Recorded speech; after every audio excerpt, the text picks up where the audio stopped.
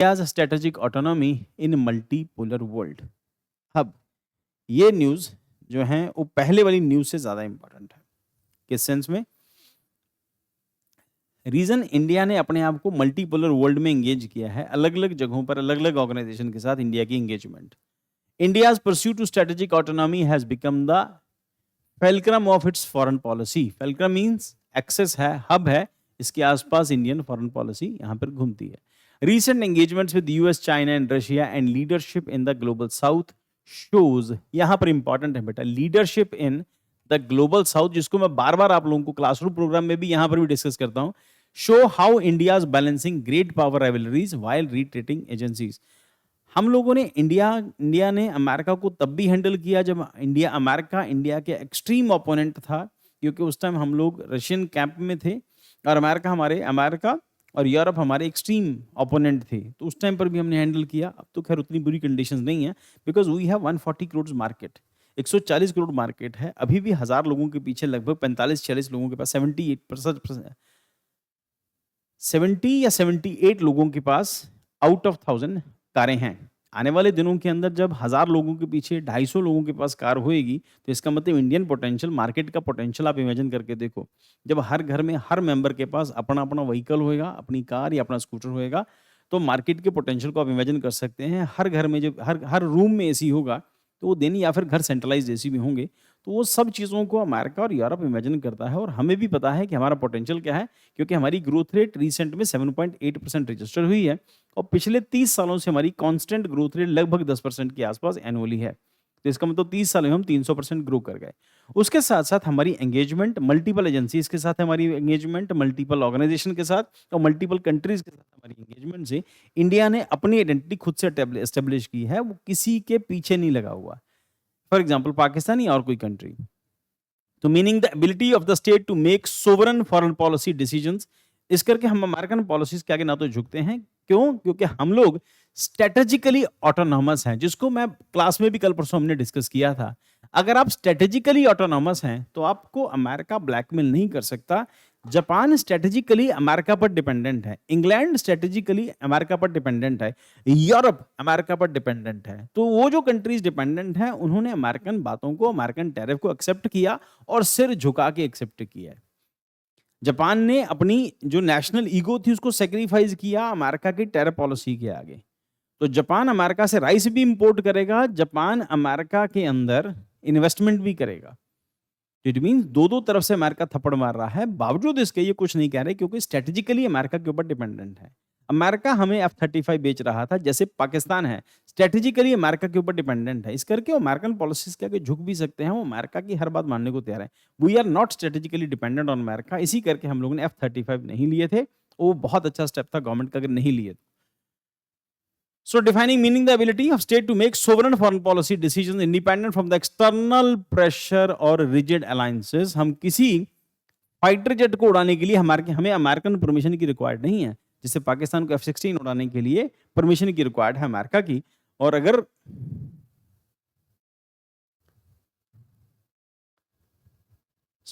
America ने, अभी ठीक है लगता है,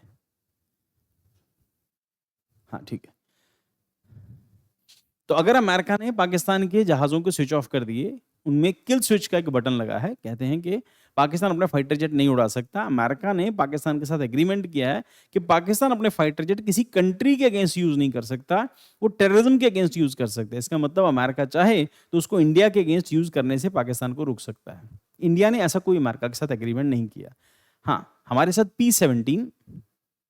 P-17 ही है शायद, जो सबमरीन्स को डिटेक्ट करता है समंदर में उड़ते हुए। अमेरिका हमारे साथ P से है, P-16 या P-17, P-6 शायद, P-6 एक बार आप चेक करना गूगल के ऊपर, मेरे को एग्जैक्टली उसका नंबर याद नहीं आ रहा, आगे P आता है उसके। तो अमेरिका ने इंडिया को वो जो सबमरीन फाइंड करने वाले जो एयरक्राफ्ट थे देने से मना कर दिया। और अमेरिका ने कहा अगर मैं तुम्हें इस शर्त के ऊपर दूंगा कि तुम अपना डाटा मेरे साथ शेयर करोगे। तो इंडिया ने एग्री नहीं किया, बोले नहीं हम अपना डाटा शेयर नहीं करेंगे तुमसे, कि तुम्हें जो भी सबमरीन मिले या जो भी तुम वहां पर जो भी फाइंडिंग तुम्हारी होगी उसके बारे में तुम हमें इन्फॉर्म करोगे। इंडिया ने ऐसा कोई एग्रीमेंट, हमें नहीं लेना मंजूर है पर हम डाटा शेयर नहीं करेंगे। फिर अमेरिका मजबूरी में हमें वो फाइटर जेट, अपने फाइटर जेट तो नहीं है वो, अपने सर्वेलांस जो एयरक्राफ्ट है हमें वो बेचने को मजबूर हो जाता है। उसके बाद फिर हम इकोनॉमिकली भी उसके ऊपर डिपेंडेंट नहीं है, इकोनॉमिकली इंडिपेंडेंट है, 7.8% हमारी recent growth rate, not isolation, neutrality instead of implies flexible adaptability and independence. Historical roots हैं colonial subjugation, made India determined to avoid external dominance, foundation of the non alignment movement. हम उस extreme phase में जब America अपने peak पर था तब भी हम लोग नॉन अलाइन मूवमेंट को लीड कर रहे थे और उस टाइम पर भी हम लोग ग्लोबल साउथ को लीड कर रहे थे। टुडेज रीडिफाइंड स्ट्रेटेजिक ऑटोनॉमी, तब नहीं मानी, आज अमेरिका की कहां मान लेंगे। Dimensions of Indian strategic autonomy, India America partnership है, कोलैबोरेटिव विदाउट सबऑर्डिनेशन। उसके बाद areas of cooperation, defence, intelligence, technology transfer, military exercises, ये सब हम लोग अमेरिका के साथ कर रहे हैं। कल हम लोगों ने डिस्कस किया है कि इंडिया युद्ध अभ्यास के नाम से एक एक्सरसाइज अलास्का में कर रहा है अमेरिका के साथ मिलकर। ठीक, उससे पहले हम लोगों ने इजिप्ट के साथ इंडिया की मिलिट्री एक्सरसाइज डिस्कस की थी, जो इंडियन फोर्सेस जो है इजिप्ट में कर रही हैं। देन उसके बाद मल्टीलैटरल इनिशिएटिव्स हैं, हम लोग क्वाड के भी मेंबर हैं जो अमेरिकन ग्रुप है। हम लोग I2U2 के भी मेंबर हैं। I2U2 means India, Israel and USA and United Arab emirate, हम उसके भी मेंबर हैं। देन उसके बाद IMEEC India middle east economic corridor, ये इंडिया से मिडिल ईस्ट, वहां से फिर इजराइल और इजराइल से हम लोग जाएंगे ग्रीस और ग्रीस से फिर यूरोप को मार्केट को टारगेट करेंगे। तो ये वाला हम लोग इसके अंदर भी मेंबर हैं।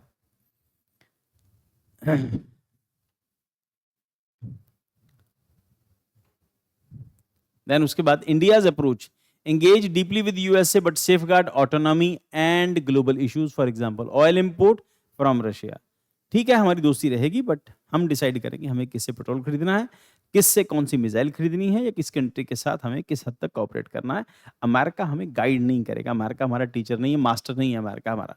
The Chinese challenges, rivalry without rupture, border tension है 2020 में, गलवान क्लैशेस के अंदर, स्ट्रेंथन मिलिट्री पोस्चर। अब देखो, हालांकि हम लोग ये मानते हैं कि जब हमारे क्राइसिस चाइना से हुए तो अमेरिका से खरीदे हुए वेपन्स, दिए हुए नहीं कहेंगे, अमेरिका के दिए हुए, अमेरिका से खरीदे हुए वेपन्स ने बहुत हेल्प की थी। ठीक, बट वो तो सौदा है ना, हम लोग किसी से भी खरीद सकते हैं, अमेरिका से खरीदेंगे, किसी और कंट्री से खरीदेंगे। हालांकि वो अच्छे थे इस करके हम लोगों ने इसे खरीदे और वो काम आए हमारे, इसमें कोई शक नहीं है। Partnership, China is still a major trading partner of BRICS and SCO, और इंडिया का सबसे ज्यादा ट्रेड किसी कंट्री के साथ है तो वो चाइना है, उसके बाद USA आता है। पहले USA था, अब चाइना हो गया। पहले चाइना कम था, USA के बाद सेकंड पे आता था, अब चाइना हमारा मेजर ट्रेडिंग पार्टनर है। Next approach, dual track diplomacy है, डेटरेंस प्लस सिलेक्टिव एंगेजमेंट। हम लोग ब्रिक्स के भी मेंबर हैं, SCO के भी मेंबर हैं और अमेरिका की क्वाड के भी मेंबर हैं। Next, the Russian connection, legacy and pragmatism, defense and energy partner since the Cold War. Despite Russia's tilt towards China, India continued oil and arms import. हालांकि Russia China close हैं, पर बावजूद इसके हम लोग रशिया से oil import कर रहे हैं। और इस इंपॉर्टेंट एस्पेक्ट, इसमें सबसे इंपॉर्टेंट एस्पेक्ट क्या है, इंडिया के ऑयल एक्सपोर्ट का सबसे बड़े बायर्स में से यूक्रेन भी एक है। कैन यू इमेजिन कि इंडिया जो पेट्रोल बेच रहा है उसमें यूरोपियन यूनियन की कंट्रीज भी खरीद रही है, उसमें यूक्रेन भी हमसे वो जो पेट्रोल और डीजल है वो खरीद रहा है। डीजल, अगली न्यूज वही है। तो हमारा डीजल जो है ये यूरोपियन यूनियन की कंट्रीज प्लस ये सब कंट्रीज भी हमारा डीजल खरीद रहे हैं क्योंकि हम सस्ता बेच रहे हैं। रशिया से हमें कंसेशनल रेट के ऊपर हमें डीजल या क्रूड ऑयल मिलता है, उसको रिफाइन करके हम इन सब कंट्रीज को बेच रहे हैं। उसमें यूक्रेन भी एक कंट्री है जो हमसे वो सस्ता डीजल खरीद रहा है। तो this is the complexity of international relations. India as a voice of global south, बार बार हम लोग इस टर्म को यूज कर रहे हैं। इंडिया इसका लीडर है ग्लोबल साउथ का, और हमने डिस्कस किया था ये अमेरिका के साउथ अमेरिका, सेंट्रल अमेरिका से शुरू होता है, फिर उसमें अफ्रीका आता है, फिर इंडिया है, और फिर उसके बाद ऑस्ट्रेलिया इसमें नहीं आता, चाइना भी आता है, और बाकी की जो कंट्रीज आसियान कंट्रीज है वो भी सब आती हैं जो नॉर्थ ईस्ट की कंट्रीज हैं। देन उसके बाद G20 प्रेसिडेंसी, अब इंडिया G20 का भी मेंबर है। 2023 में इंडिया ने इसको प्रिजाइड किया था। Showcase India as independent global pole advocates for the multipolarity and agency of the middle power, उसके साथ seen as normative model to states unwilling to trapped US-China rivalry, constraints and redefinitions of the autonomy. Challenges क्या हैं? Economic vulnerability है, political and institutional constraints. New dominance, new dominions of autonomy. Digital sovereignty, जैसे हम लोगों ने recent years में digital autonomy हम लोगों ने अचीव की. पहले हम लोग डिपेंडेंट थे वीजा कार्ड या मास्टर कार्ड के लिए अमेरिका के ऊपर. अभी हमारा अपना यूपीआई सिस्टम है. और उसके बाद सप्लाई चेन रेजिलियंस हमारे अपने डेवलप किया. Critical minerals and technology self reliance. अब क्रिटिकल मिनरल्स में भी इंडिया में भी रिसर्च का काम चल रहा है और टेक सेल्फ रिलायंस के अंदर हम काम कर रहे हैं. हम लोग स्पेस एक्सप्लोर कर रहे हैं. हम लोग मिशन मंगलयान मिशन किया हम लोगों ने. The way forward, balance US engagement without junior partners, debt rich China while avoiding war. Balance US engagement without junior partner. हम उसके जूनियर पार्टनर उसके शू लेकर नहीं बनेंगे, उसके अर्दली बन के उसके पीछे पीछे नहीं घूमेंगे, उसकी बैंड वैगनिंग नहीं करेंगे अमेरिका की. Then maintains Russian ties while diversifying partnership. तो पॉइंट ये है कि चाइना से हमें राइवलरी रखनी ही पड़ेगी, क्योंकि जो कंट्रीज चाइना के राइवल्स हैं वही इंडियन वेपन के बायर्स हैं. चाइना का भी इसमें कोई इंटरेस्ट नहीं, क्योंकि वो इंडिया का डर दिखा के पाकिस्तान को अपने वेपन बेचता है. तो इसका कि हम भी चाइना का डर दिखा के कई सारी कंट्रीज को अपने वेपन, और उनके साथ हमारे रिलेशन इसी बात के ऊपर बेस्ड हैं कि चाइना से उन कंट्रीज के रिलेशन अच्छे नहीं हैं. तो कंक्लूजन क्या है? Strategic autonomy, India's ability to stand tall not alone. But ध्यान रखना बेटा, मेंस में आप ये टर्म यूज कर सकते हैं. It allows India to shape global norms, safeguard sovereignty and to be stabilising power in the fragmented multipolar world. कहा जाता है, पंजाब की कहावत है कि जिनके घरों में जुत्ती की मिट्टी नहीं आती, यानी कि पैरों की चप्पल की मिट्टी नहीं आती, उन घरों में बरकत नहीं होती. इसका मतलब जिनके घरों में कोई आता जाता नहीं है, जिनके किसी के साथ रिलेशन नहीं है, वो घर कहाँ से तरक्की कर लेंगे. इसी करके इंडिया को मल्टीपोलर वर्ल्ड में अपने आप को इंगेज रखना पड़ेगा.